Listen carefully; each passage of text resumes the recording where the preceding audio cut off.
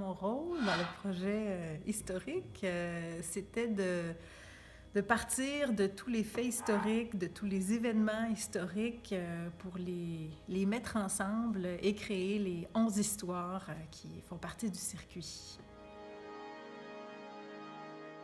Quand on part d'une base historique, souvent on se retrouve avec tout plein de faits différents et tout plein d'événements différents qui, indépendamment, sont intéressants.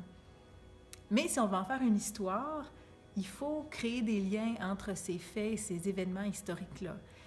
Et là est tout le défi parce qu'on ne veut pas contredire les faits historiques, mais en même temps, on veut que l'histoire soit intéressante. Donc, il y a vraiment un compromis à faire entre l'histoire et les faits historiques. C'est probablement ça le plus gros défi, la plus grosse limite.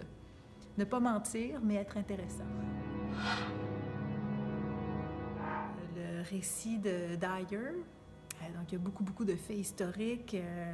Par exemple, on a un fait historique réel où il s'est retrouvé à devoir entraîner des bolcheviks qui avaient changé d'allégeance.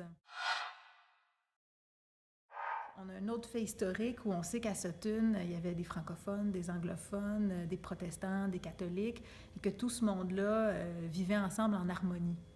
Donc, a priori, ces deux faits ou événements historiques-là n'ont pas vraiment de lien, les deux ensemble.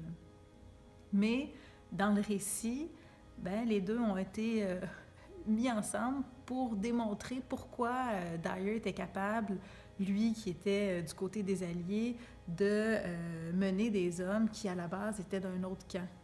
Donc, on vient rattacher ensemble deux faits historiques pour l'histoire, pour faire avancer l'histoire.